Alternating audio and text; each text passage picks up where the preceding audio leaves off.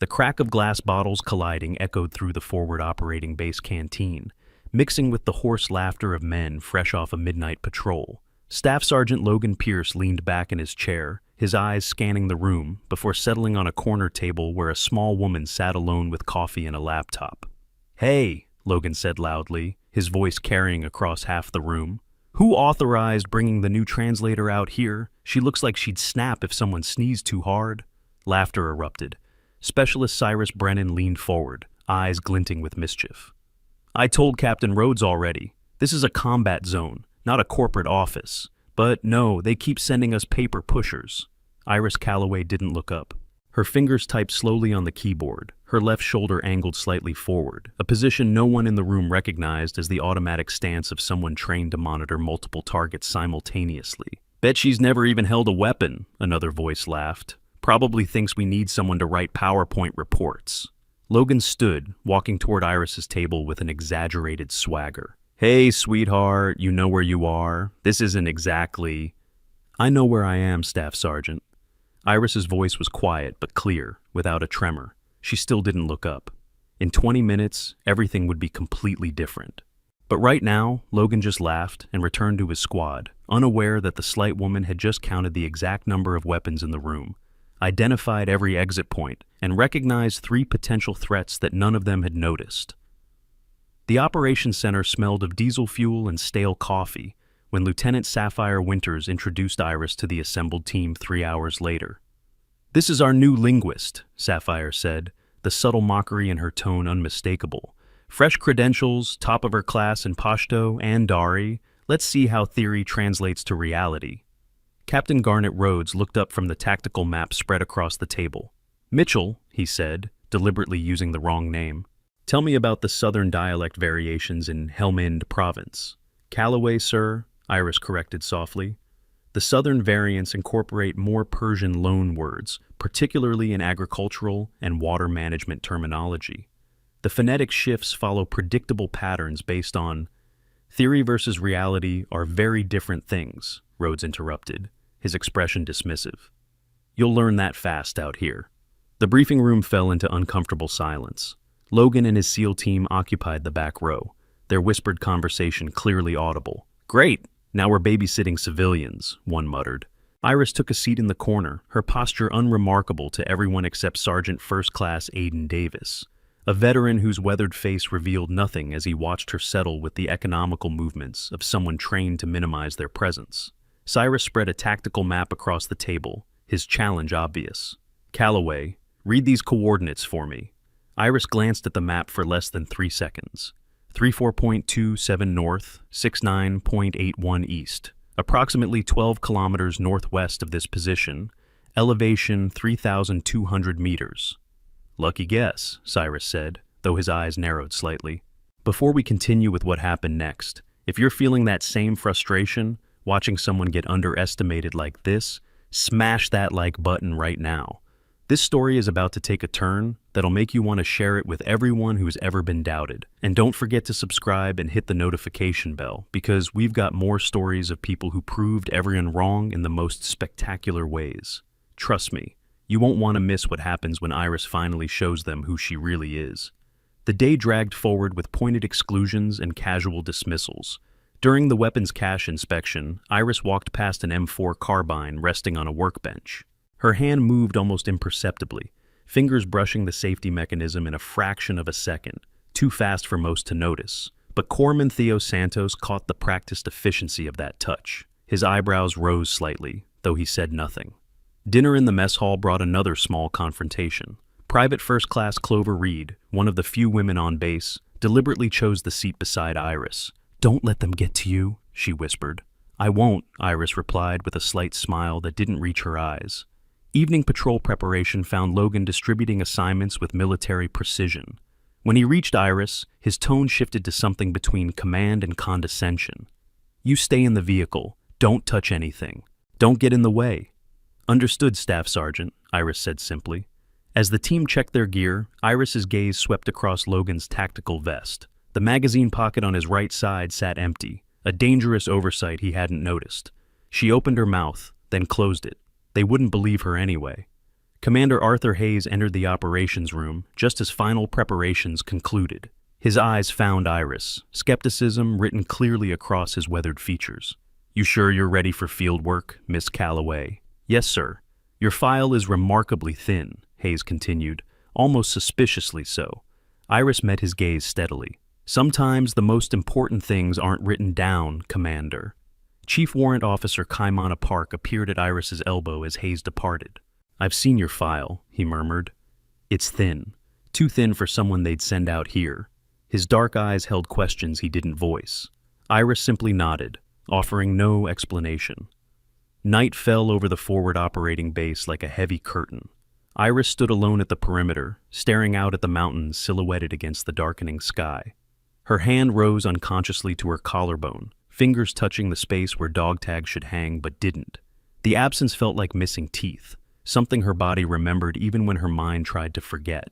In high-pressure situations like military operations, having the right medical technology can mean the difference between life and death. Advanced portable diagnostic devices have revolutionized field medicine, allowing medics to perform complex assessments in combat zones. These ruggedized medical tablets provide real-time vital signs monitoring, integrate with telemedicine systems for remote specialist consultation, and store comprehensive medical databases offline. Modern battlefield medicine relies on technology both that can withstand extreme conditions while delivering hospital-grade accuracy. For military personnel and first responders, investing in reliable medical technology isn't just smart, it's essential for saving lives when every second counts. Dawn painted the mountains in shades of amber and gray as the convoy assembled. 3 vehicles, 12 personnel, 1 linguist, nobody wanted. Iris climbed into the second vehicle without comment, settling into a position that gave her clear sight lines to both doors and the windshield. Logan noticed her positioning and smirked. "Afraid something's going to happen?" "Just comfortable here, Staff Sergeant." The convoy rolled out at 0600 hours, diesel engines growling against the mountain silence. Radio chatter crackled intermittently. Routine reports, position updates, the mundane logistics of military operations. Then, at approximately 0730, the frequency shifted. Pashto voices, broken by static, filtering through the communications system. Iris's head tilted slightly. "They're discussing movement patterns," she said quietly. "Using technical terminology, not farmers or shepherds. Military-trained vocabulary." Logan glanced back from the front seat. "You got all that from that static? The root words are clear if you know what to listen for." "Relax, Bourne," Logan said with a patronizing smile. "You're hearing ghosts. This route is secure." The convoy halted 15 minutes later for a map check. Logan studied the terrain while Iris's eyes tracked the landscape with methodical precision. High ground to the east, where early morning shadows still clung to the rocks. Tree line to the south, thick enough to conceal a dozen fighting positions. The valley floor where they sat, exposed and channelized. "This is textbook ambush terrain," Iris said, her voice barely above a whisper. Logan laughed. "You watch too many movies, Calloway. Real combat doesn't follow textbooks." "Sometimes it does. We've run this route 100 times. Stop seeing threats that aren't there." The RPG's impact sounded like the world splitting open. Vehicle 1 erupted in flame and smoke, the explosion's concussive wave slamming into the second vehicle hard enough to crack the windshield. Gunfire erupted from the southern tree line, not random spray but controlled, disciplined fire from prepared positions. "Contact south! Contact south!" Logan's voice cracked across the radio as the convoy scattered. Iris was already moving. Her body dropped into a tactical crouch automatically, weight distributed, center of gravity low. She crossed to the vehicle's far side using the engine block for cover, her movement fluid and economical. No wasted motion, no hesitation. Aiden Davis, veteran of 3 combat deployments, noticed immediately. That wasn't panic, that was training. Chaos surrounded them. Cyrus shouted coordinates into the radio. Logan screamed orders that overlapped and contradicted. The air filled with the metallic tang of smoke and the sharp crack of incoming rounds striking rock and metal. Then Cyrus went down. The round caught him in the right shoulder, spinning him sideways. His scream cut through the gunfire as he collapsed against the vehicle's rear tire. Blood spread rapidly across his uniform, dark and arterial. "Man down! Man down!" someone yelled, but the words dissolved into the chaos. Iris moved without thinking. She covered the 10 meters between positions in a low crawl, rounds kicking up dirt centimeters from her path. When she reached Cyrus, her hands were already working, ripping his uniform shirt, exposing the wound, assessing with clinical precision while bullets pinged off metal above their heads.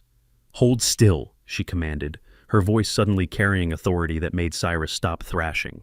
"Look at me, eyes on me." Her fingers pressed into torn flesh, searching, finding. Brachial artery intact, muscle damage only, no bone fragments. "You're stable." She packed the wound with practiced efficiency, applied a tourniquet with textbook precision, her movements those of someone who'd done this hundreds of times under worse conditions. The medical terminology flowed naturally. Subclavian pressure point, hemorrhage control, shock prevention protocols. Theo Santos reached them moments later, sliding into position beside Iris. His eyes went wide as he saw her work. "Where did you learn?" "Help me move him," Iris interrupted, already shifting Cyrus's weight. 3 count, 1, 2, 3. They dragged Cyrus to better cover. Theo stared at the wound packing, the tourniquet placement, the exact pressure points Iris had maintained. "That's field surgeon level technique. That's..." "Not now," Iris said quietly. "If you're on the edge of your seat right now, wondering what Iris is really capable of, show your support by hitting that like button. We're just getting to the good part, and you'll want to subscribe so you don't miss how this all unfolds. The next few minutes are going to blow your mind." The firefight continued. Logan's voice over the radio had shifted from commands to near panicked as he realized their tactical situation was rapidly deteriorating. "Radio's hit! We've lost communications with base." Iris glanced at the damaged radio unit, then moved toward it with deliberate purpose. Logan tried to wave her back. "Stay down! That's not..." She was already examining the unit, fingers tracing wire connections with the confidence of an electronics specialist. "Antenna connection severed. I can bypass it." "You can what?" Iris didn't answer. She stripped wire from a damaged headset, rerouted connections through the backup circuit, her hands steady despite rounds impacting 10 meters away. 90 seconds later, the radio crackled to life. Logan stared. How in the name of... Fresh gunfire cut him short. The enemy was flanking, pressing from 3 sides now. The team's ammunition was running low. The situation was transitioning from bad to catastrophic. Sapphire's voice erupted from the restored radio, panicked and demanding. "Vehicle 2, respond! What's your status? Vehicle 2!" Logan grabbed the handset. "We're pinned down, taking fire from multiple positions. Request immediate support." "Copy that. Reinforcements inbound. ETA 25 minutes. 25 minutes. In combat, that was an eternity. Logan looked at his team, Cyrus bleeding despite treatment, ammunition supplies dwindling, enemy forces maneuvering for killing positions. His hands shook slightly as tactical options narrowed to desperate choices. "Get down and stay down," he ordered Iris. She was already analyzing the tactical situation, her eyes tracking enemy positions with practiced efficiency. 3 groups, Alpha position in the tree line, Bravo flanking east through the rocks, Charlie moving to seal the northern exit. Classic envelopment maneuver. She'd seen it before. She'd defeated it before. "They're herding us north toward the ravine," Iris said quietly, her voice cutting through the chaos with unexpected clarity. "If we move that direction now, we walk straight into a prepared killing zone." Logan spun toward her. "What are you talking about? Look at their fire patterns. They're not trying to hit us. They're pushing us, channeling our movement. There's another element waiting at that ravine. You can't possibly know that from... Trust me or we die here. Your choice, Staff Sergeant." The certainty in her voice made Logan hesitate. Aiden spoke up from his position. "I say we listen to her. She's a translator, and she just repaired that radio, packed Cyrus's wound better than our corpsman could, and she's reading this fight like she's done it before." Aiden's weathered face was grim. "I vote we listen." Back at base, Kaimana Park's fingers flew across a keyboard as he ran Iris's personnel file through the classified database. The search returned results that made his breath catch. Flags began appearing across his screen, red markers, restricted access warnings, classification levels that required authorization he didn't possess. Classified, level 5 clearance required. "What the..." Kaimana breathed. He tried alternate search parameters. Every route hit the same wall. Iris Calloway's real file was sealed behind security protocols he'd never encountered in 12 years of intelligence work. Commander Hayes appeared at his shoulder. "What did you find?" Sir, her file is... It's not just thin, it's locked. And I mean locked at levels I can't access. Hayes's expression darkened. Keep trying. Use my credentials if you need to. In the field, the tactical situation reached its breaking point. Rounds were impacting closer now, the enemy tightening their noose. Logan looked at his team, then at Iris, then at the terrain she'd identified as the trap. All right, he said finally. What do you suggest? Suppressing fire on my mark, then bound east to that high ground. 50 meters, low and fast. That's standard fire and maneuver doctrine, Staff Sergeant. You've done it 1,000 times. Do it once more. Something in her tone, the quiet command authority, the tactical certainty, made Logan nod. On your mark. 3, 2, 1, mark! The team moved as one. Suppressing fire erupted from their position, controlled bursts that forced the enemy to take cover. Then they were running, low, fast, weapons ready. Iris moved with them, her body following patterns drilled by years of training that no mere translator would possess. She covered angles professionals covered, maintained proper spacing, kept her muzzle oriented toward threat sectors. Aiden noticed everything. So did Theo. So did Clover, watching from her position in Vehicle 3. They reached the high ground with seconds to spare. The new position offered superior cover and better firing angles. Within minutes, the tactical advantage had shifted. Enemy fire slackened as their flanking maneuver lost cohesion. At base, Garnet Rhodes stood in the operations center, listening to the radio traffic with growing confusion. "Who's calling those tactical adjustments?" he demanded. Hayes pulled off his headset slowly. "That's the linguist." "The what?" "Miss Calloway is directing their fire and maneuver." Rhodes and Hayes exchanged glances.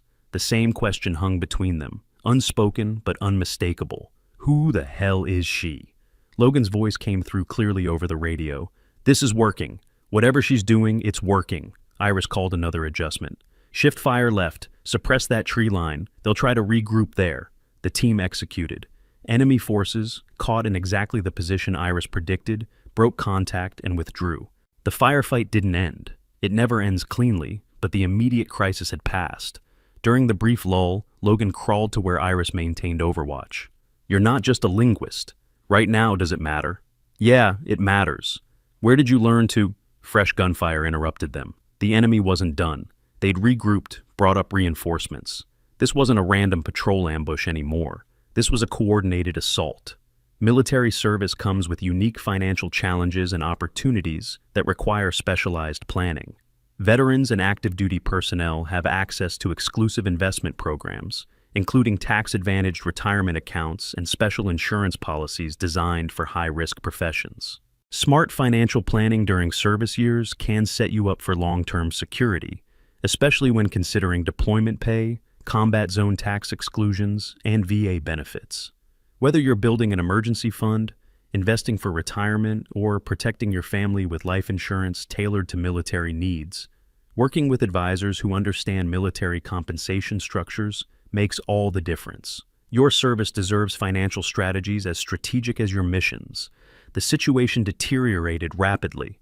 Enemy forces pressed from 3 sides now, having abandoned subtlety for overwhelming force. Ammunition counters dropped toward critical levels. The promised reinforcements were still 15 minutes out. 15 minutes that might as well have been hours. "We need to hold this position," Logan said, but uncertainty crept into his voice. "Negative," Iris responded. "That ridge line." She pointed to higher ground another 100 meters east. "We take it or we're finished." "That's too exposed. We'll be cut down crossing that ground." "This position is already compromised. They've bracketed our range. Another 5 minutes and they'll have mortars or RPGs positioned to hit us from angles we can't defend." Logan started to argue, then stopped. Every tactical assessment she'd made had been correct. Every call she'd given had worked. And this position felt increasingly like a trap waiting to spring. "How do you know this terrain?" he asked quietly. "I've held this ground before, 3 years ago. Take the ridge, Staff Sergeant." The radio crackled. Hayes's voice, tight with stress. "Vehicle 2, be advised. We're receiving updated intelligence on your sector. That area saw heavy fighting in 2011, Iris finished quietly, though Hayes couldn't hear her. "Operation Steel Tempest. I know." Logan stared at her. The implications were impossible. Operation Steel Tempest had been a classified joint task force operation, No linguist would know those details. No civilian would have that information. "Who are you?" he breathed. Before Iris could answer, Petty Officer First Class Oliver Foster spoke up from his position. "She's right about the terrain. I've studied the after-action reports. If this is the same sector, that ridge is the only defensible position within 500 meters. "All right," Logan decided. "We give." 3-second rushes, cover by fire, Callaway. He paused, then made a choice. "You call it." Iris's voice shifted into a tone of command that made several team members automatically straighten. "First element, suppressing fire on those rock formations. Second element, bound on my mark. 3, 2, 1. Move." The team executed with precision, born of desperation. Iris moved with them, her M4 carbine coming up smoothly as she covered angles and maintained tactical spacing that spoke of years of advanced training. Her shooting stance was textbook SOF. Perfect isosceles, proper sight picture, controlled breathing between shots. Cyrus, being dragged along by Theo, watched her through pain-hazed eyes. "Those are instructor-level fundamentals," he muttered. "Who taught her to shoot like that?" They reached the ridge, consolidated their position, returned fire with renewed effectiveness. The enemy assault faltered, their momentum broken by the unexpected maneuver. But then Oliver went down. The round caught him in the upper thigh, high and dangerous. Arterial blood spurted in rhythmic pulses, femoral artery compromise. Theo scrambled toward him, but one look at the injury and the corpsman's face went pale. "I need pressure. I don't have..." Iris was already moving. She pushed Theo aside with professional courtesy but absolute authority. "I've got this." Her hands went to work with surgical precision. Direct pressure on the femoral artery, proximal to the wound. Her fingers found the pressure point with zero hesitation. Hemostatic gauze. "Tourniquet. Combat gauze. Now!" Theo handed over supplies with shaking hands, watching as Iris performed emergency field surgery under sporadic gunfire. She packed the wound with expert technique, applied a high tourniquet, monitored for distal pulse, and sutured the arterial wall with movements that belonged in an operating theater, not a combat zone. "Brachial pulse present," she reported calmly. "Bleeding controlled. He's stable for transport." Logan had abandoned any pretense of command. He simply watched, his weapon forgotten in his hands, as this small woman performed medical procedures that most surgeons would struggle with in sterile conditions. "Who are you?" he asked again. Hayes' voice erupted from the radio before Iris could respond. All call signs. Be advised, I have General Claudette Ashford requesting secure channel communication regarding..." He paused, his voice changing. "Requesting immediate status update on Major Callaway." The radio silence that followed was absolute. Even the gunfire seemed to pause. Logan's voice was barely a whisper. "Major, what?" Iris met his eyes for one long moment, then returned her attention to Oliver's wound. "Later, Staff Sergeant, we have a mission to complete," but the word hung in the air like smoke. Major, not linguist, not translator, not civilian contractor. Major. Kaimana's voice came through the radio, shaking with something between shock and disbelief. "Commander Hayes, I've bypassed the classification protocols, her file. Sir, Major Iris Callaway, Ghost Protocol Unit. 7 years, active classified operations. Kandahar Province, Helmand Province, cross-border missions. I don't have clearance to read. 17 confirmed combat deployments. 3 Bronze Stars, 2 with Valor Device, Purple Heart, and sir..." His voice dropped to something like awe. "She's one of the 12. Okay, things are about to get intense. If you're loving this story so far, do me a favor and hit that subscribe button right now. We're approaching the moment that changes everything, and you're going to want to be here for it. Like this video if you can't wait to see what happens next." The enemy made their final push while the team was still processing what they'd heard. Close quarters fighting erupted as insurgent forces rushed the position, desperate to overrun the ridge before reinforcements arrived. Iris found herself grappling with a fighter who grabbed her tactical vest, trying to use his weight advantage to drag her down. The struggle was brief but violent. The insurgent's hands found purchase on her vest, pulled hard, and fabric ripped. Her outer shirt tore along the shoulder seam. The tactical vest pulled aside, and for just a moment, her left shoulder was exposed to the early morning sun. The tattoo was impossible to miss. Intricate ink covered her shoulder, a ghost skull with wings spreading across the deltoid, surrounded by 11 precisely rendered stars. Roman numeral 7 marked the skull's forehead. Below it all, in immaculate script, Ghost Protocol. 3 seconds of absolute silence followed. Wind, distant gunfire, the rasp of hard breathing. Nothing else. Then Aiden's voice, barely a whisper. Ghost Protocol. That can't be. Iris finished the fight with movements that sear pure muscle memory. Disarm, strike to the solar plexus, sweep the legs, control position. The attacker went down hard and stayed down. She straightened, not acknowledging her torn clothing or the exposed tattoo that had just rewritten everyone's understanding of reality. Logan stood frozen, his weapon lowered, staring at the ink on her shoulder. Ghost Protocol Unit 7. That's not possible. That unit, it doesn't officially exist. Most effective units don't, Theo said quietly, his eyes wide. Officially. Cyrus, pain forgotten, stared from his position on the ground. You're one of the 12. The actual 12. Everyone thought that was a legend. Kaimana's voice crackled over the radio, still processing the file he'd finally accessed. Commander, her record. It's redacted in places I didn't know could be redacted. Operations in Syria, Iraq, Pakistan. She's worked with SEAL Team 6, Delta, CIA Special Activities. She's been awarded medals that don't have public ceremonies. Sir, she's got more combat experience than everyone on that ridge combined. Clover had her phone out, recording. Her hands shook slightly as she captured the moment. Iris standing in torn clothing, the tattoo visible, the morning sun highlighting ink and scar tissue that told stories no file could contain. Sapphire's voice came through from base, stripped of all mockery now. I questioned her analysis. I doubted her capabilities. Oh my God, what have I done? Garnet Rhodes stood at attention in the operations center, without realizing it, military bearing, automatic, and unconscious.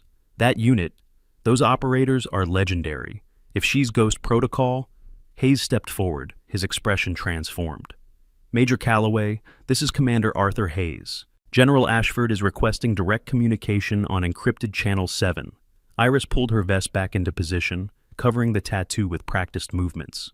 Wildfire Actual, this is Ghost 7. Grid secured, casualties stable, awaiting extraction. How copy? The radio crackled. Then General Claudette Ashford's voice filled the channel, warm and tinged with something like relief. Solid copy, Ghost 7. Good to hear your voice after all this time. Hayes, you listening? Yes, ma'am. Every order she gives, you follow it like it came from me personally. That's not a suggestion, Commander. That's a direct order. Is that clear? Crystal clear, ma'am. Ghost 7, welcome back to the game. We've missed you. Iris's response was characteristically brief. Thank you, ma'am. Standing by. The atmosphere on the ridge had transformed completely. Where moments ago casual disrespect had been the norm, now profound silence reigned. Every person present understood they'd just witnessed something that would reshape every interaction going forward.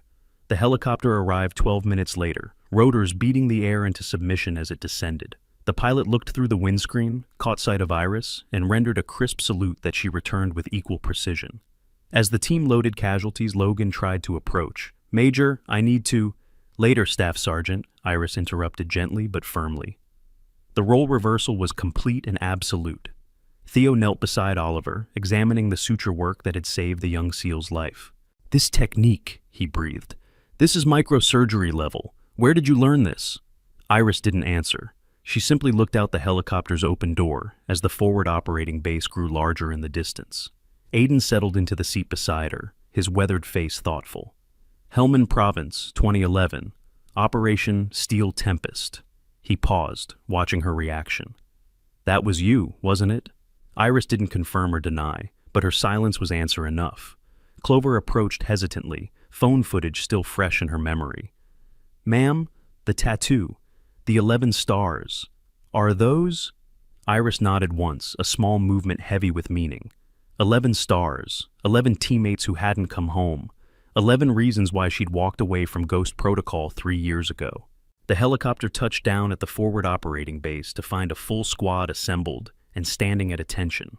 Word had spread with the speed only military gossip could achieve. The translator who had been mocked that morning was Major Iris Calloway, Ghost Protocol Unit 7, holder of classified medals and classified clearances, veteran of operations that would never appear in official records. Commander Hayes met the helicopter personally. As Iris stepped down, he rendered a full salute with military precision that would have made drill instructors weep with pride. She returned it, the gesture crisp and professional. Sapphire stood 20 meters back, her face showing shame, realization, and something approaching horror at her own previous behavior. Lieutenant Sapphire Winters, intelligence officer with 6 years of experience, had spent an entire day undermining and mocking an operator whose credentials made Sapphire's resume look like a high school essay. The medical bay became ground zero for aftermath. Logan found Iris there an hour later, washing blood from her hands with methodical precision. He stood at attention automatically. "Major, I owe you an apology for—" "You didn't know, Staff Sergeant," Iris interrupted quietly, "but now you do. Learn from it. I underestimated you completely. We all did. Most people do. That's sometimes useful in my line of work." Logan wrestled with words for a moment. "Can I ask why? Why come in with cover credentials? Why let us treat you like—" "Sometimes the best intelligence comes from how people act when they think no one important is watching." Iris dried her hands, met his eyes. "And sometimes, Staff Sergeant, the mission requires anonymity more than recognition." Sapphire appeared in the doorway, her usual confidence stripped away. "Major Calloway, I questioned your analysis. I doubted your capabilities. I was completely wrong." Iris regarded her steadily. "Your job is to question, Lieutenant. Analysis requires skepticism, but don't let assumptions blind you to evidence that contradicts your conclusions." "I won't make that mistake again, ma'am." Garnet Rhodes requested a private meeting that afternoon. The tactical commander who'd dismissed Iris's contributions stood before her with the bearing of a man confronting his own failures. "Major, I didn't think— I made assumptions based on—" He stopped, started again. "I was wrong about everything." "Captain Rhodes, I don't need your apology," Iris said evenly. "I need your commitment to evaluate people on their capabilities, not your preconceptions." "You have it, ma'am. You absolutely have it." By evening, the entire base operated under transformed dynamics. Personnel who had barely acknowledged Iris now gave her respectful distance. Conversation stopped when she approached. Junior enlisted snapped to attention when she passed. Clover found the courage to approach as Iris stood at the base perimeter, watching the mountains turn purple in fading light. "Ma'am, can I ask you something?" "Go ahead, Private. How do you deal with it? People underestimating you constantly." Iris smiled slightly. "I use it. People reveal their true nature when they think they're talking to someone powerless. That's valuable intelligence." "But doesn't it make you angry?" "Anger is a tool, Private Reed. Like any tool, it's useful when applied correctly and dangerous when used carelessly." Iris glanced at the younger woman. "Focus on being excellent at what you do. The respect follows eventually. Or it doesn't, and you complete the mission anyway. Transitioning from military to civilian life requires more than just courage. It requires the right credentials and legal protection. Online professional certification programs now offer veterans accelerated paths to degrees in fields like cybersecurity, project management, and healthcare administration, often with military tuition assistance. Additionally, understanding your legal rights as a veteran is crucial, from disability claims to employment protections. Specialized legal services help veterans navigate VA benefits, appeal denied claims, and ensure proper recognition of service-related injuries. Education and legal expertise aren't luxuries. They're tools that help veterans claim the futures they've earned through their sacrifice and dedication. If this story gave you chills, make sure you're subscribed because we have more incredible stories like this coming your way. Hit that like button if you enjoyed watching Iris prove everyone wrong, and check out the next video in the description for another story that'll leave you speechless. Commander Hayes called an emergency operations briefing for 2100 hours. The room filled with personnel who had spent the day processing the revelation. When Iris entered, conversation ceased. She took a position at the head of the table without comment, and no one questioned the placement. "Major Calloway has consented to brief us on tactical considerations for this sector," Hayes announced. "I strongly suggest everyone pay attention." Iris activated the tactical display, satellite imagery filling the screen.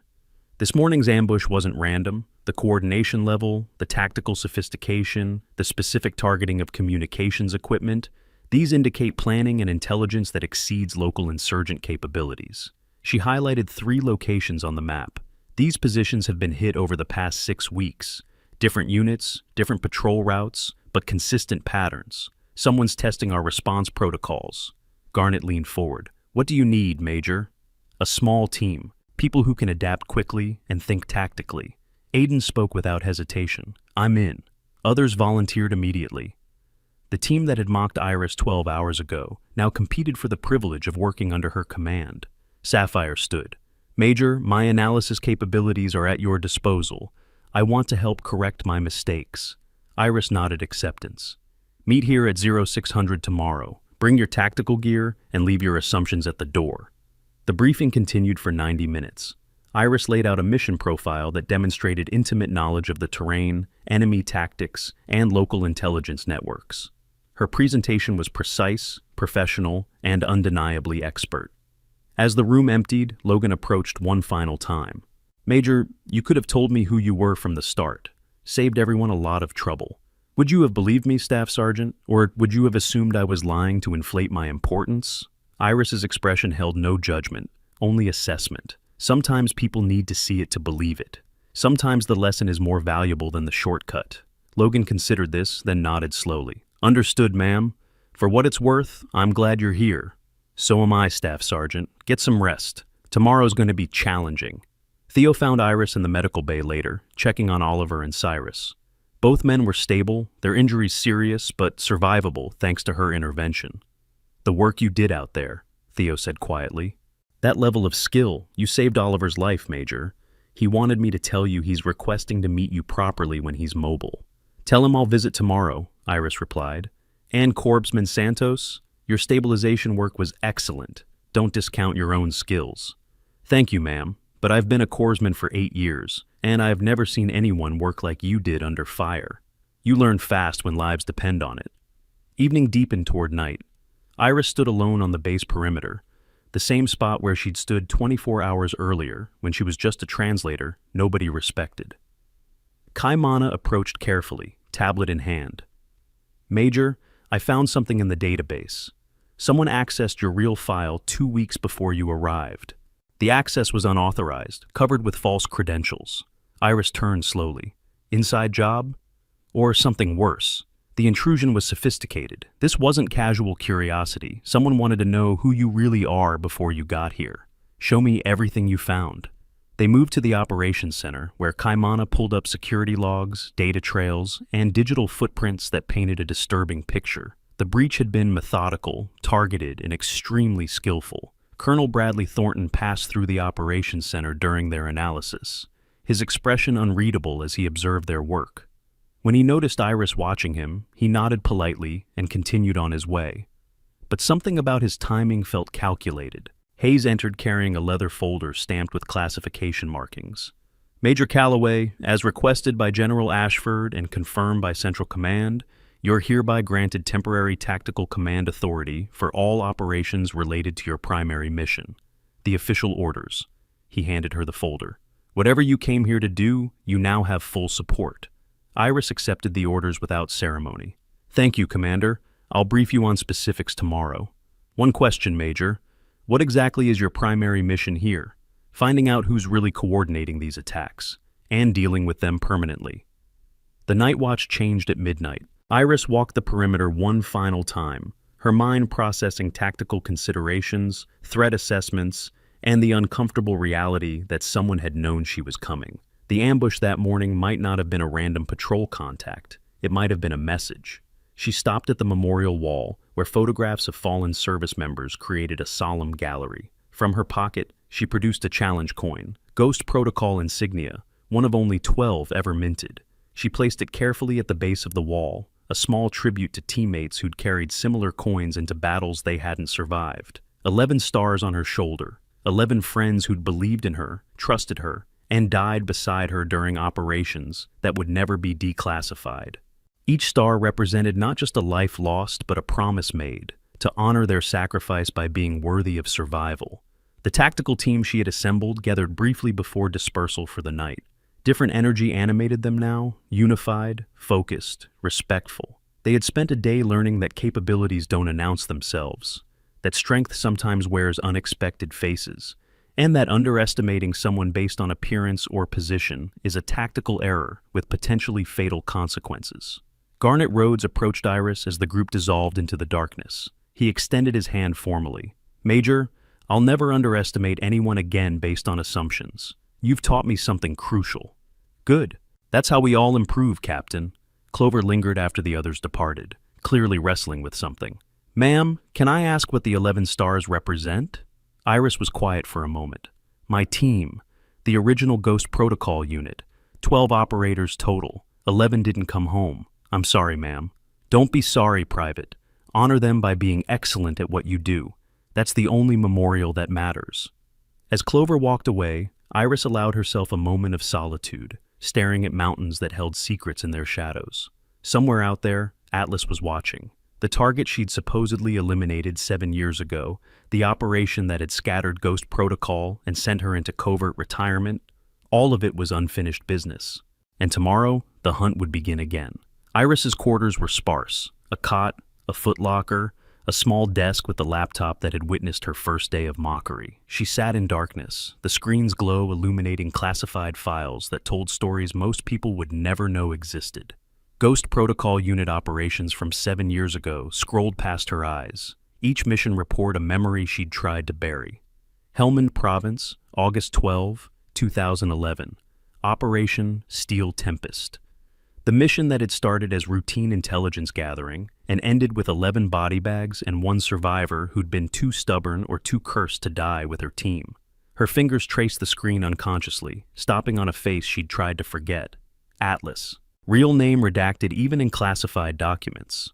A high-value target who'd coordinated insurgent networks across 3 provinces, whose death had been confirmed by 3 separate intelligence agencies, except he wasn't dead. The encrypted message that had appeared on her screen an hour ago sat like a wound that wouldn't close.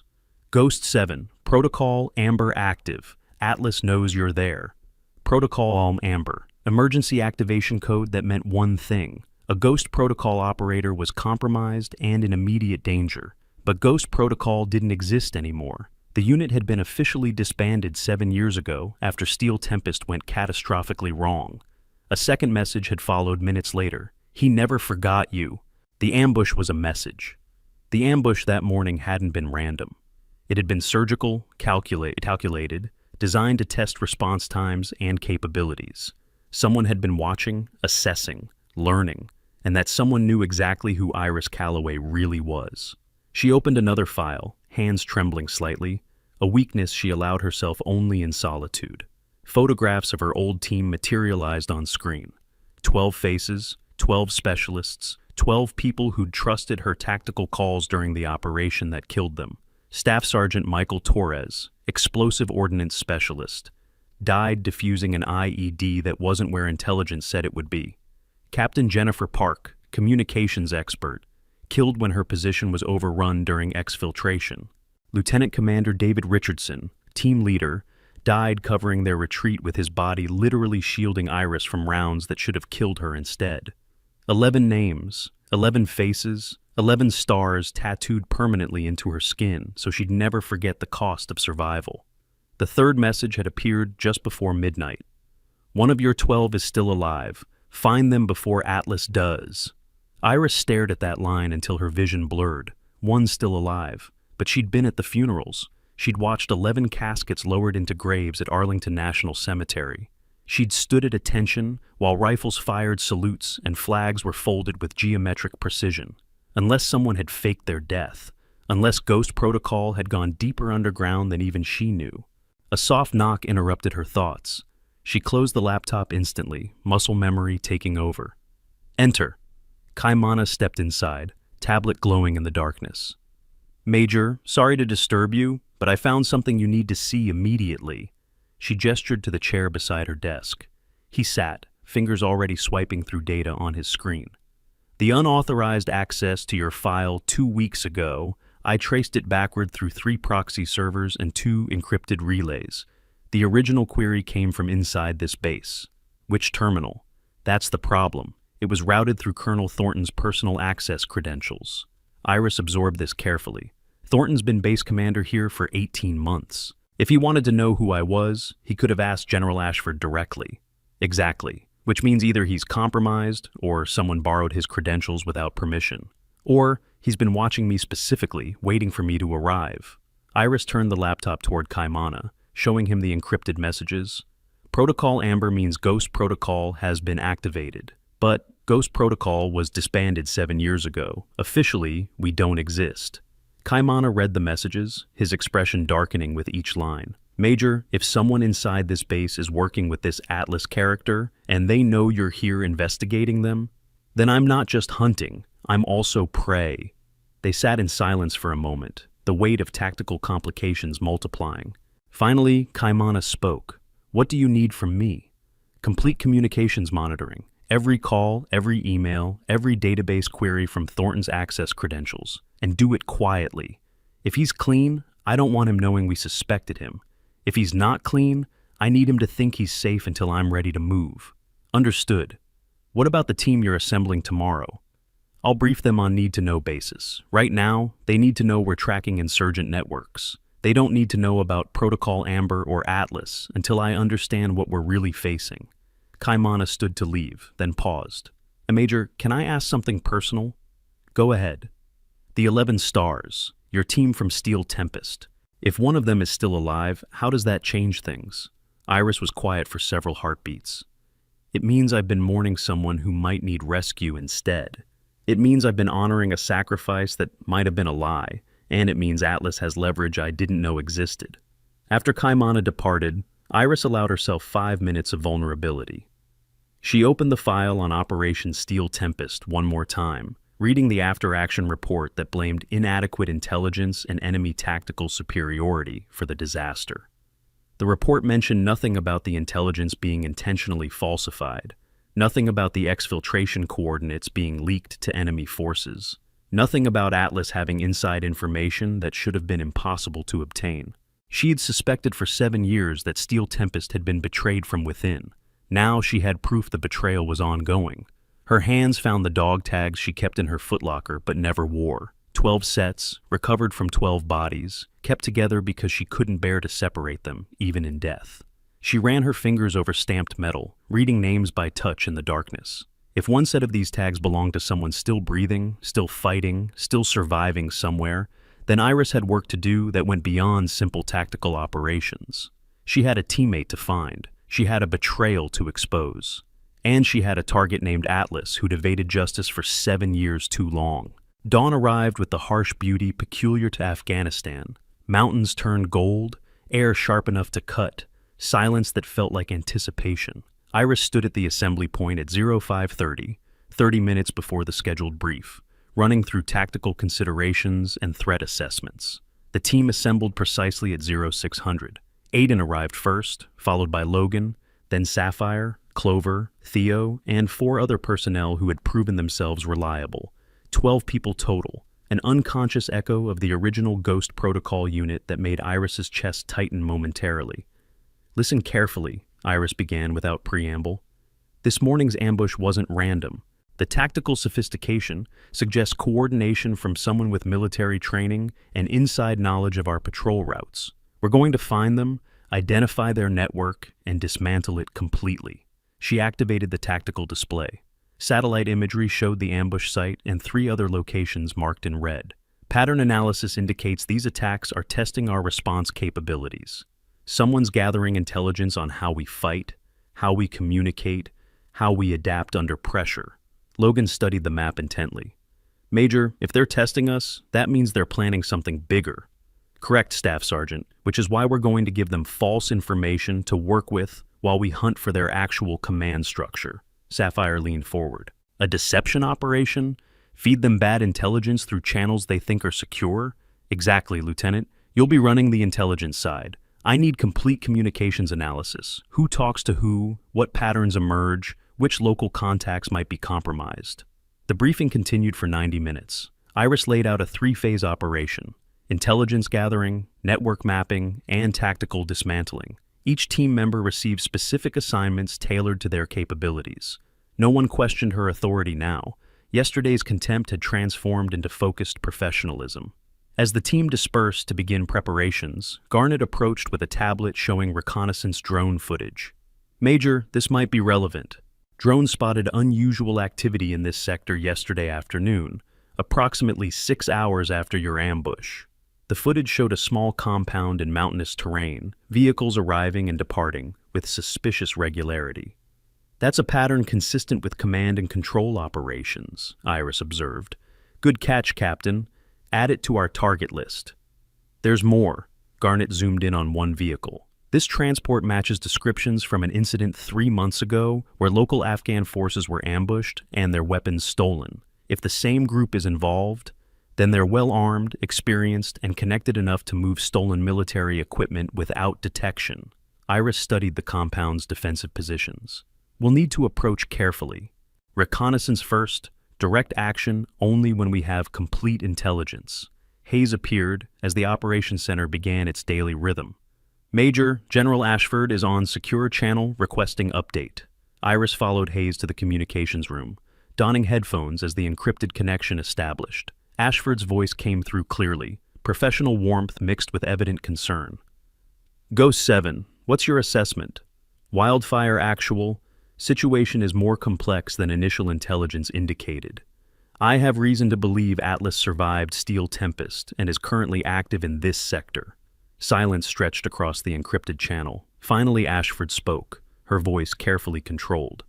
"That's not possible. Atlas was confirmed killed. 3 separate agencies verified. Ma'am, I received Protocol Amber activation last night. Someone using Ghost Protocol codes contacted me directly. The message indicated Atlas knows I'm here and has been tracking my movements. Ghost 7, Protocol Amber shouldn't be possible.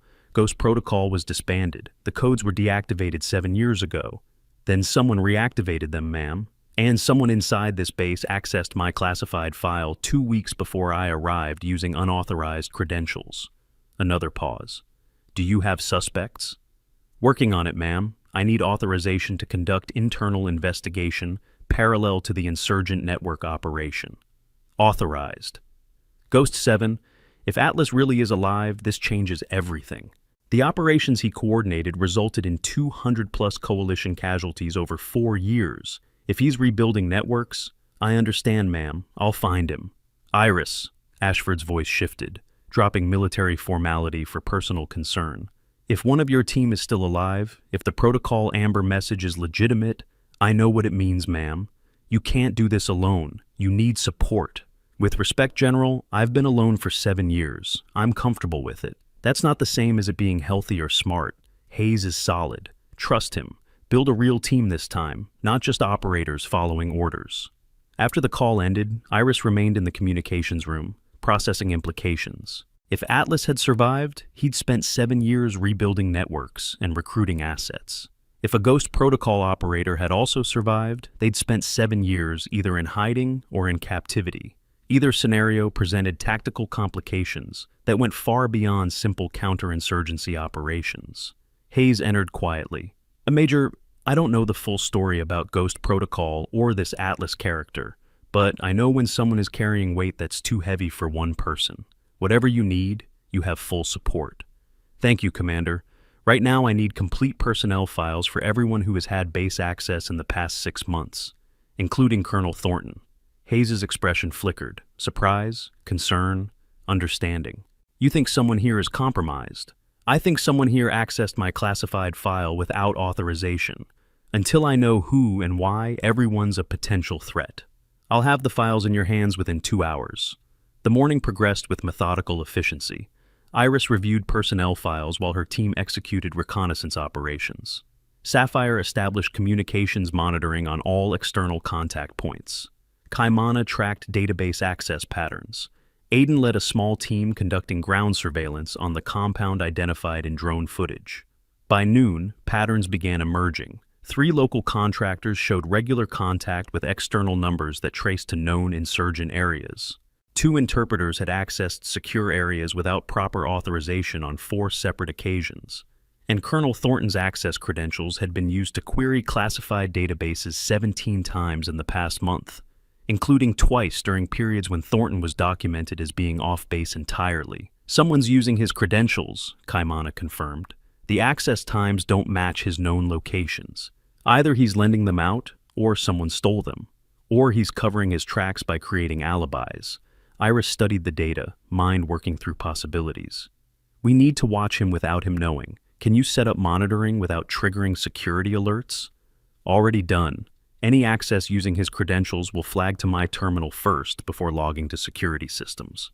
I'll know immediately if someone uses them again. The afternoon brought Aiden's team back from reconnaissance with concerning news. Major, that compound is definitely active command and control. We counted 15 military-age males, multiple weapons, including RPGs and crew-served weapons. The defensive positions are sophisticated. Whoever's running that site knows what they're doing. Iris examined photographs from Aiden's mission. The compound's layout showed professional military planning, overlapping fields of fire, concealed fighting positions, multiple egress routes. This isn't insurgent work. This is someone with formal training designing defensive architecture. Logan joined the analysis, his tactical experience evident in how he read the terrain.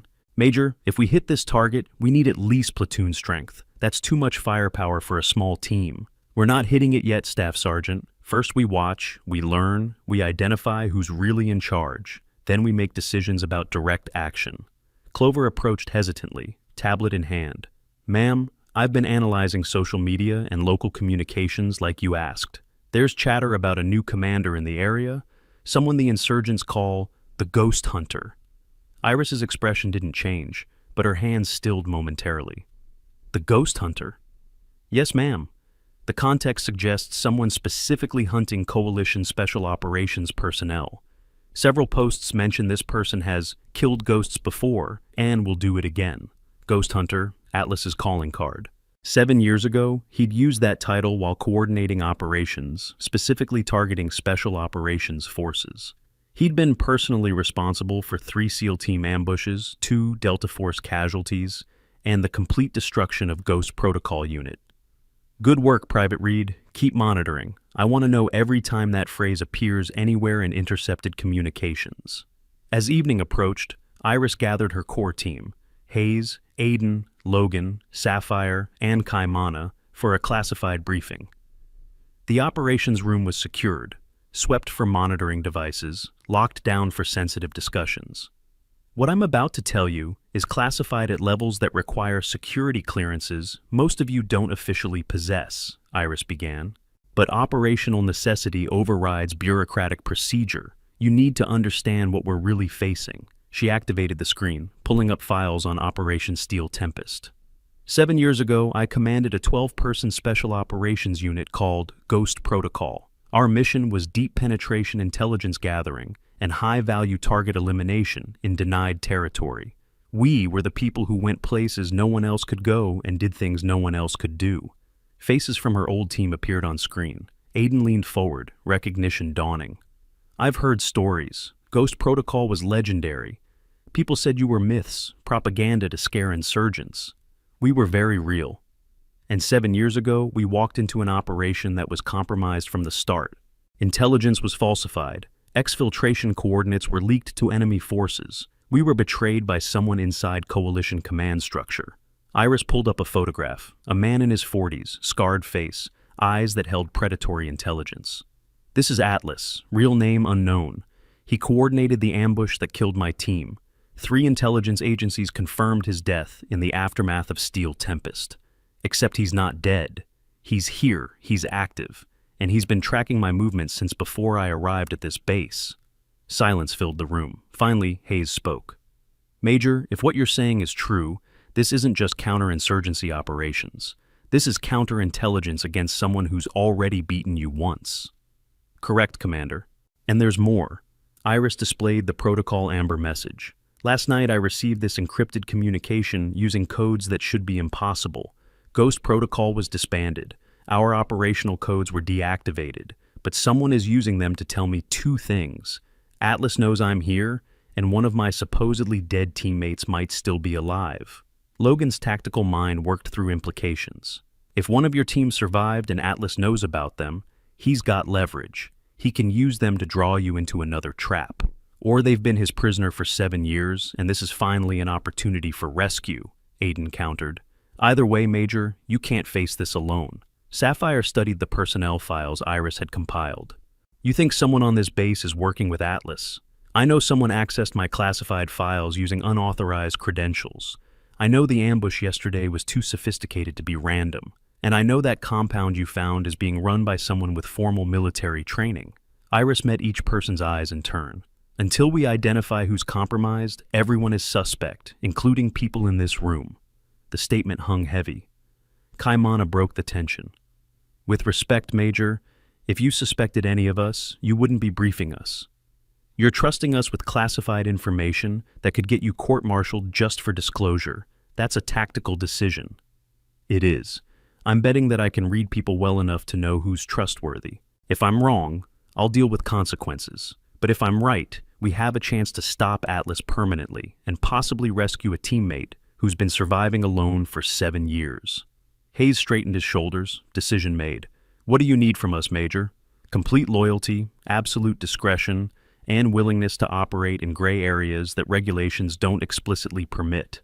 This mission is going to require bending rules and taking risks that could end careers. I'm in, Aiden said immediately. Same, Logan added. One by one, the team committed. When everyone had spoken, Iris nodded. All right, here's how this works. Publicly, we're conducting standard counterinsurgency operations. Actually, we're hunting for Atlas, identifying his network, and searching for any indication that my missing teammate is alive. We operate with complete operational security. No discussions outside this room, no electronic communications that aren't encrypted, no trust for anyone who isn't sitting here right now. The briefing continued into the night, evolving from strategic overview to tactical planning. Iris divided responsibilities. Sapphire would analyze all intelligence intercepts for patterns. Kaimana would monitor internal security and track credential usage. Aiden and Logan would lead reconnaissance operations against the compound, and Hayes would provide top cover and bureaucratic protection. One more thing, Iris said as they prepared to disperse. If we find evidence that my teammate is alive and being held by Atlas, the rescue operation takes priority over everything else. I don't care about rules of engagement, diplomatic complications, or strategic considerations. We bring them home. Is that understood? Agreement came without hesitation. These people had spent one day watching Iris prove herself under fire. They'd committed to following wherever she led. After the team departed, Iris returned to her quarters to find an envelope on her bunk. Unmarked, sealed with wax that bore an impression she recognized immediately. Ghost Protocol insignia. Hands steady through force of will, she opened it. Inside was a single photograph. 11 people in tactical gear, faces relaxed in a rare moment of downtime during a mission. Ghost Protocol Unit, taken 6 weeks before Operation Steel Tempest. Iris stood in the center, younger, less scarred, still believing that good tactics and better training could overcome any obstacle. On the back of the photograph, written in handwriting she'd recognize anywhere, were 3 words. Still here, still fighting. The signature was unmistakable. Jennifer Park, communications specialist, supposedly killed 7 years ago, during the extraction that had cost everyone except Iris their lives. Iris sat on her bunk, photograph trembling in her hands, and for the first time in 7 years allowed tears to fall. Jennifer was alive. Somehow, impossibly, against all evidence and official reports, Jennifer Park had survived. Which meant the casket buried at Arlington held someone else. Which meant Ghost Protocol's destruction had been even more carefully orchestrated than Iris had realized, and which meant Atlas had been holding Jennifer for 7 years, waiting for the perfect moment to use her as bait. A soft knock interrupted the moment. Iris wiped her eyes, composed herself with practiced efficiency. Enter. Clover stepped inside, expression troubled. Ma'am, from this base to an external number. The encryption is military grade. Whoever sent it had access to secure communications. Timestamp? 11 minutes ago. And ma'am, the message was 4 words. Ghost 7 is awake. Iris stood immediately. Did you trace the origin? Yes, ma'am. The terminal used was in Colonel Thornton's office. They moved quickly through the darkened base, Iris's mind racing through tactical considerations. Thornton was either the leak or someone was deliberately framing him. Either way, confronting him directly risked alerting Atlas that they'd identified the security breach. Hayes met them outside Thornton's office, expression grim. Major, Thornton is not here. He left base 2 hours ago for what he logged as a personal meeting with local tribal leaders. Off base, alone, in the middle of the night? Iris shook her head. That's either incredibly stupid or incredibly suspicious. Can we track his location? His vehicle has GPS, but... Hayes checked his tablet. Signal went dead 18 minutes ago. Last known location was 7 kilometers north of here. That's within 2 kilometers of the compound Aiden identified. Iris made a decision. Assemble the team. Full tactical gear. We're going after him now. Major, we don't have authorization for an operation like that. If Thornton is meeting legitimately with tribal leaders and we burst in with weapons, then we apologize and accept the diplomatic consequences. But if he's compromised and we don't act, people die. I'll take responsibility for the decision, Commander. The team assembled in 12 minutes, personal record for a night operation. Iris briefed them quickly. Colonel Thornton is off base in an area known for hostile activity. His GPS signal died near a compound we've been monitoring. We're conducting a rescue operation that's also reconnaissance. Weapons tight unless we take fire. No unnecessary casualties. We go in quiet, assess the situation, and extract if necessary. 4 vehicles departed the base at 23:45 hours, running dark with night vision equipment active. The terrain was treacherous. Narrow roads carved into mountainsides, blind curves that could conceal ambush positions, elevation changes that stressed vehicles and humans alike. Aiden rode in the lead vehicle with Iris, his experience in the terrain evident in how he guided their approach. Major, we're coming up on the area where Thornton's signal died. Recommend we go foot mobile from here. Agreed. Logan, take 4 personnel and secure the vehicles. Everyone else with me. Spread out, maintain spacing, watch your sectors. They move through darkness like shadows given purpose, night vision turning the world into shades of green and black. Iris led with confidence born from hundreds of similar operations, her body remembering skills her mind had tried to forget. The compound materialized ahead, lights visible through windows, vehicles parked outside, armed guards visible at intervals. Iris signaled a halt, the team freezing into immobility. Through night vision and enhanced optics, she studied the scene. 3 guards on visible patrol routes, 2 more stationed at the main entrance. The defensive positions Aiden had identified earlier were fully manned, at least 8 more personnel in fighting positions surrounding the compound. And there, visible through a second-story window, Colonel Bradley Thornton sat at a table across from a man whose face Iris had memorized from 7 years of nightmares. Atlas. Iris's heart rate spiked momentarily before training reasserted control. She signaled Sapphire forward, pointing toward the window. The intelligence officer raised her optics, focused, and her expression shifted from curiosity to shock.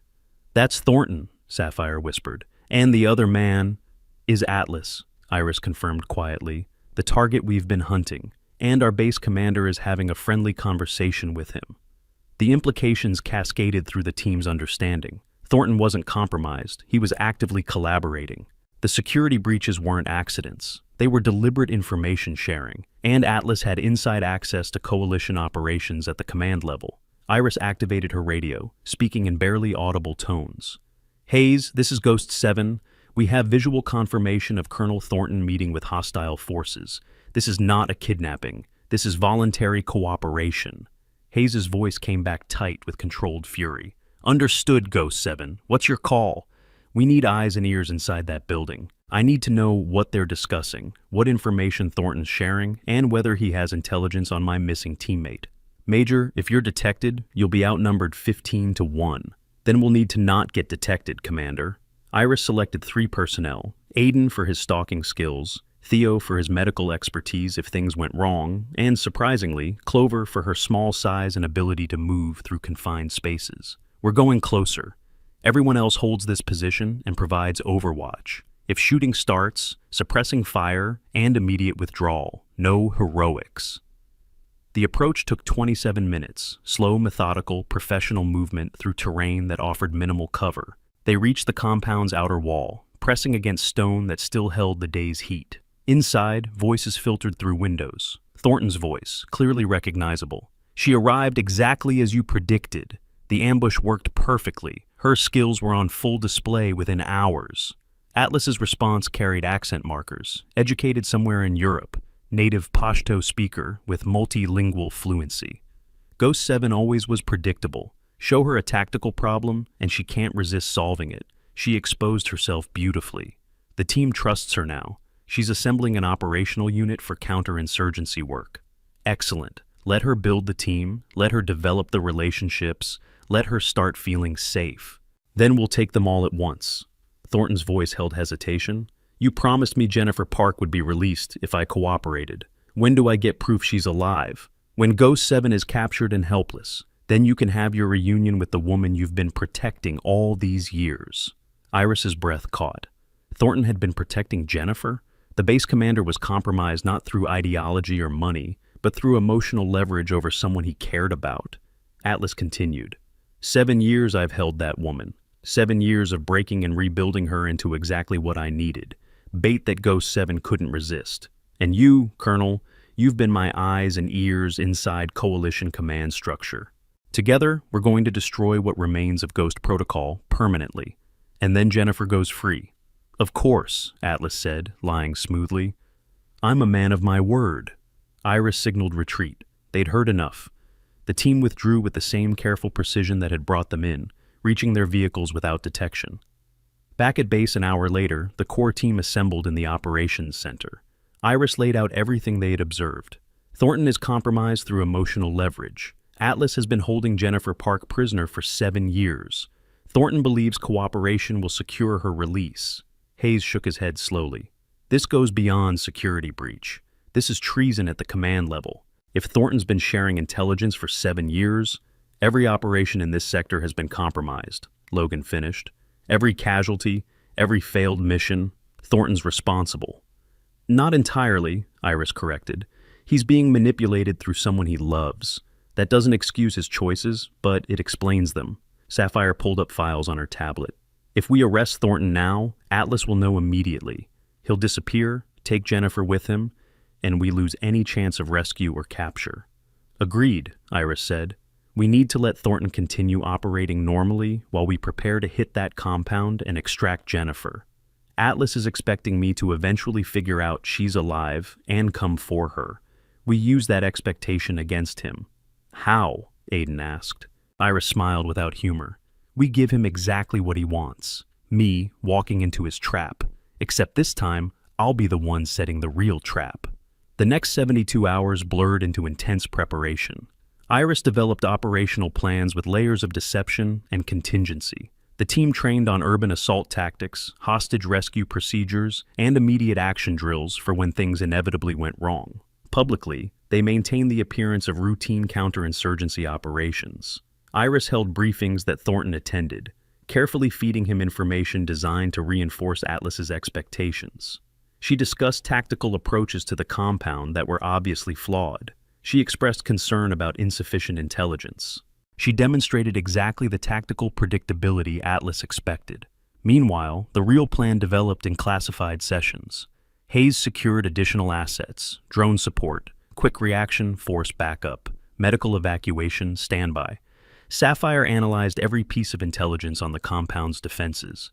Aiden's team conducted additional reconnaissance, mapping every entrance, every guard rotation, every potential complication.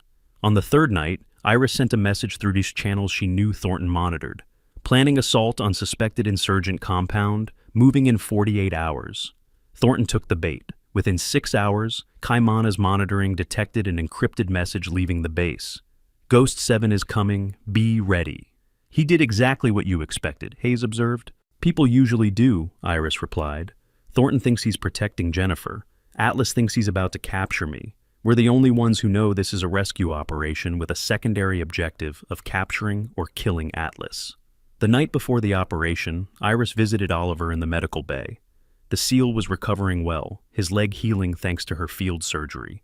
He sat up as she entered, rendering a seated salute she waved off. How are you feeling, Petty Officer? Alive because of you, ma'am. Doc says I'll make full recovery. Good. That's what I needed to hear. Oliver hesitated, then spoke carefully.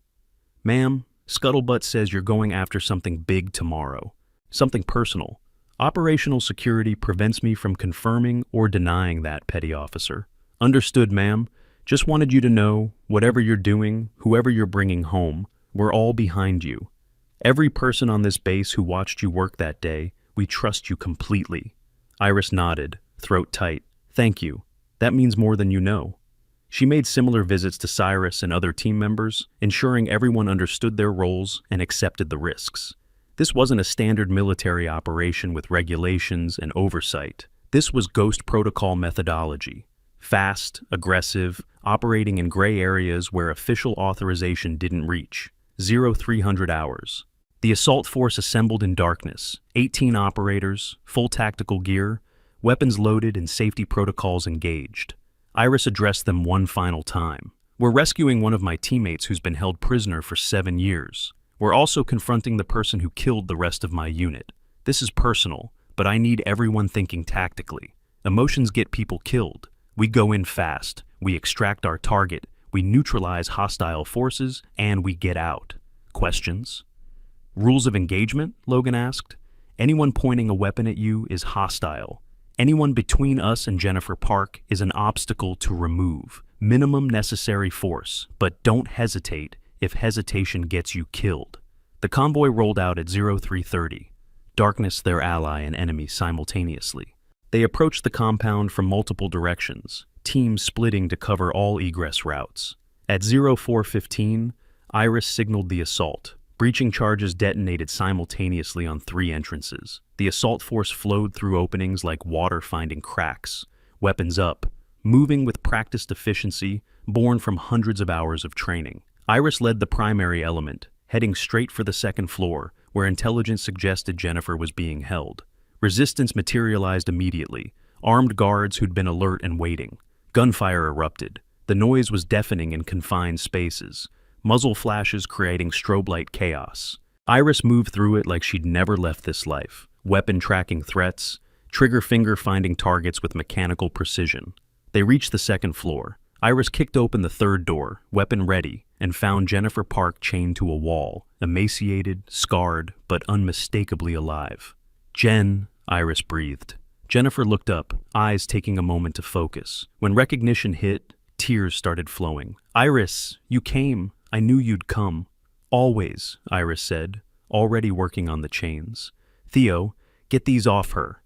The corpsman produced bolt cutters, making quick work of restraints that had held Jennifer prisoner for 7 years.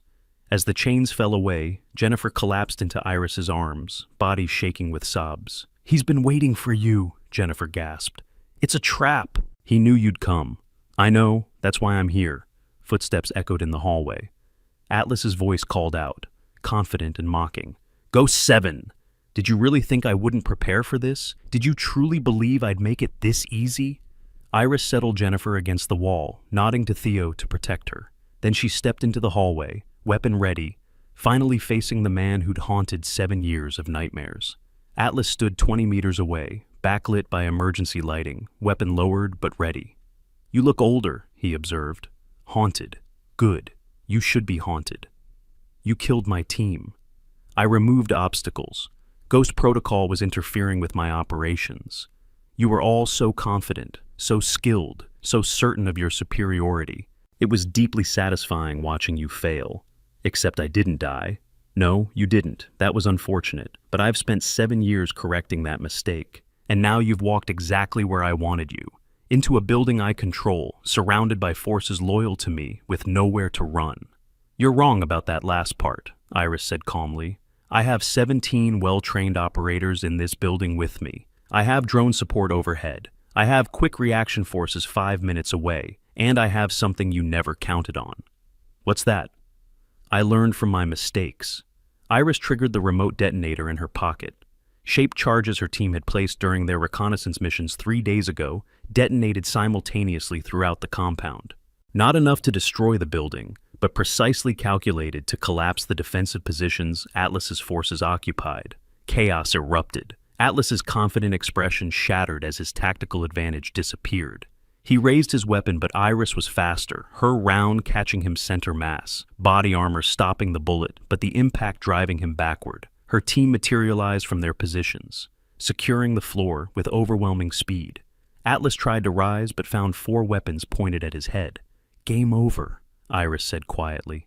The extraction took 11 minutes. Jennifer was carried out on a stretcher, medical personnel already working to stabilize 7 years of malnutrition and abuse. Atlas was secured with flex cuffs and a black hood, his legendary status reduced to another prisoner being roughly loaded into a vehicle. As the convoy raced back toward base, Iris sat beside Jennifer's stretcher, holding her friend's hand while medics worked. Jennifer's eyes kept finding Iris, as if afraid she might disappear. "I thought I was going to die there," Jennifer whispered. "Every day for 7 years, I thought this was the day he'd finally kill me. You survived. That's what matters. You survived, and now we bring you home. The others are gone. Everyone except us. But that's not your burden to carry. You stayed alive. That took more strength than dying would have." Back at base, the aftermath began immediately. Hayes arrested Colonel Thornton, who broke down completely when informed Jennifer was free. "I tried to protect her," he sobbed. "He said if I cooperated, she'd eventually be released. I just wanted her to survive." "You betrayed your country," Hayes said without sympathy. "People died because of the intelligence you provided. Your intentions don't erase those consequences." General Ashford arrived via helicopter at dawn, bringing with her military police, intelligence analysts, and medical specialists. She found Iris in the medical bay, sitting beside Jennifer's bed while doctors worked.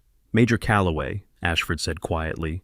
"Ma'am, you went into that compound against direct orders not to conduct offensive operations without explicit authorization." "Yes, ma'am."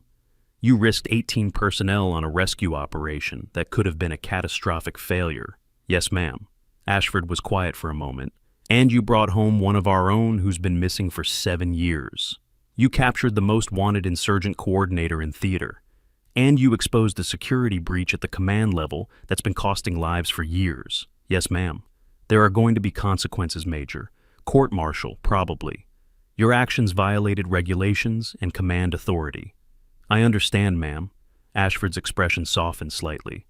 "But first, take care of your teammate. She's been through hell. She deserves to have someone who understands what that means sitting beside her when she wakes up." "Thank you, ma'am."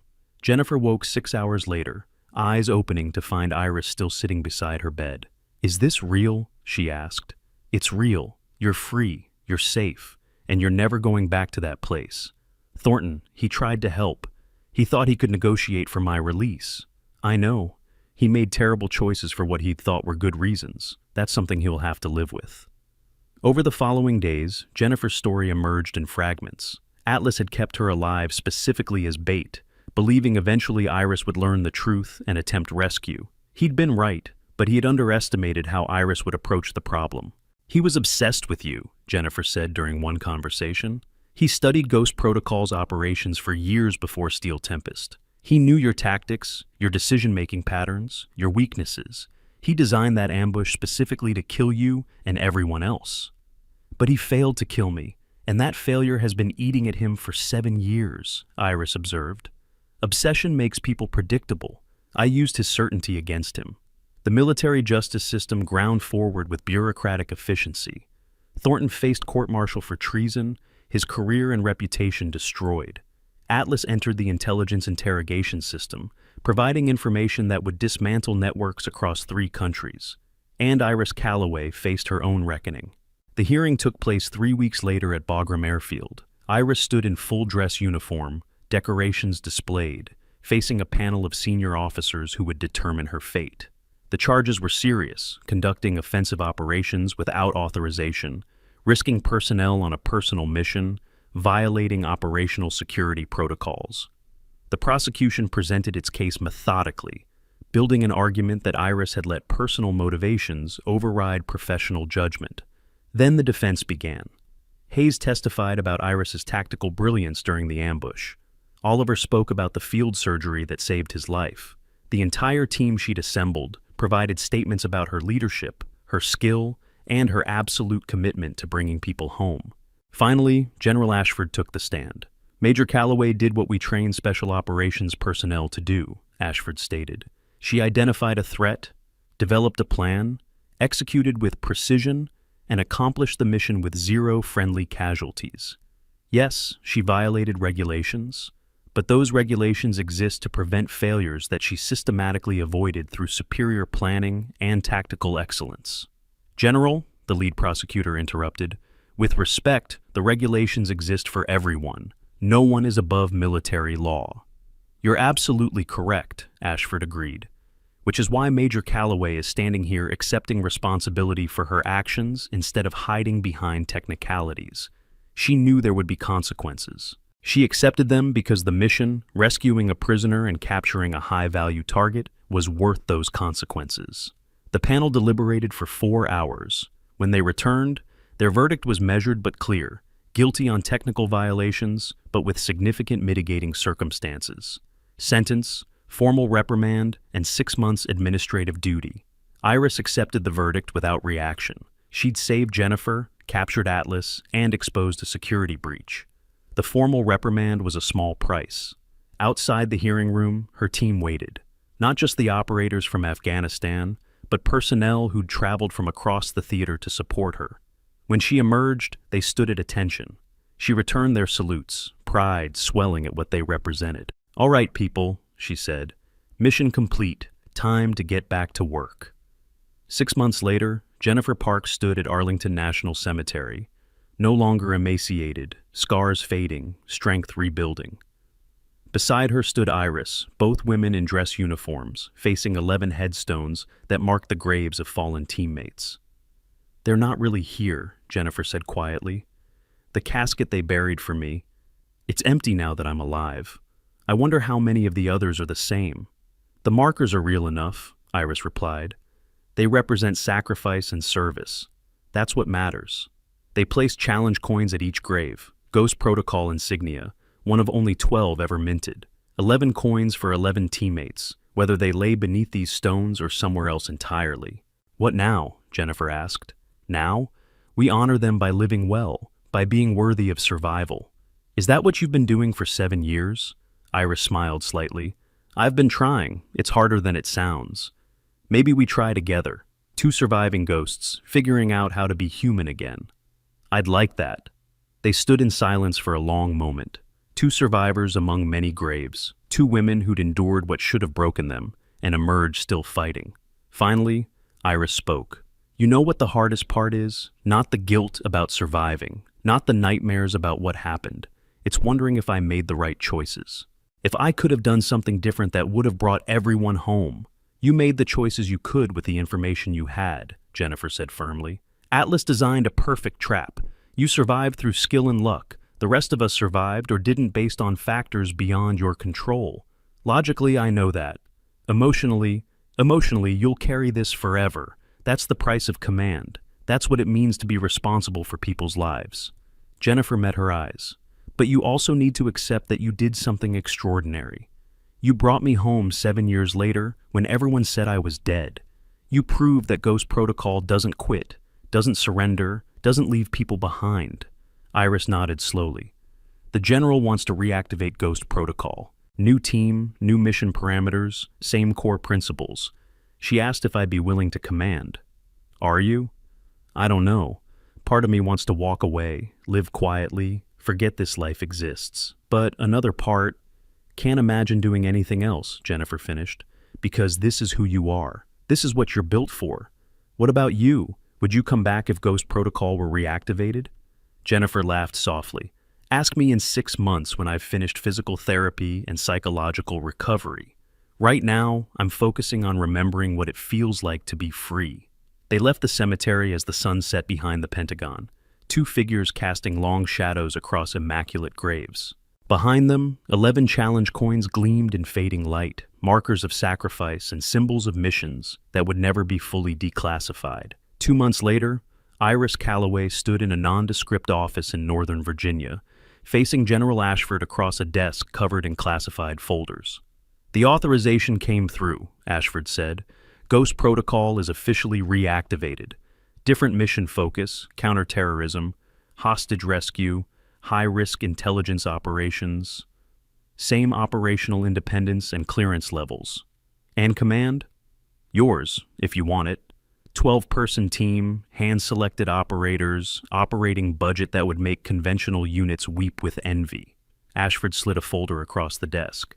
"You would report directly to me. No interference from theater commanders, no bureaucratic oversight slowing you down, complete tactical autonomy. Iris opened the folder, scanning operational parameters and mission profiles. It was everything Ghost Protocol had been, refined by 7 years of lessons learned in blood and failure. I have conditions, Iris said. Name them. Jennifer Park gets a position if she wants it. Consulting role, nothing that puts her back in direct danger until she's ready. She's earned the right to be part of this. Agreed. Second condition, we don't hide anymore. Ghost Protocol's secrecy contributed to what happened. This time, at least within the special operations community, people know we exist. That visibility provides some protection against betrayal. Also agreed. What else? Every operator gets full psychological support. No stigma, no career impact. We do hard things to hard people. The team needs resources to process that. Done. Anything else? Iris was quiet for a moment. If we fail again, if another mission goes catastrophically wrong, the responsibility is mine alone. No one else takes the fall. Major, that's not how... That's my final condition, ma'am. Non-negotiable. Ashford studied her for a long moment. You're still carrying Steel Tempest. I'll always carry Steel Tempest, but I can carry it while still doing the mission. Those aren't mutually exclusive. All right, your conditions are accepted. When can you start? I need 2 weeks to assemble the team. Then we're operational. Iris walked out of the building into bright Virginia sunshine, feeling weight and purpose in equal measure. Ghost Protocol was back. The mission continued, and this time, she'd make sure every person who trusted her came home alive. Her phone buzzed with a message from Jennifer. Heard the news, count me in, ghosts don't quit. Iris smiled, typing back. Ghosts don't quit, they just get harder to kill. Somewhere in the mountains of Afghanistan, in places where maps showed nothing but terrain and danger, word spread through networks that moved like water through stone. Ghost Protocol was active again. The Americans had brought their best hunters back into the field. And in cafes and compounds, in meeting rooms and fighting positions, people who'd thought themselves safe began looking over their shoulders, wondering if the ghosts were coming for them. Because the thing about ghosts, they always come back to finish what they started.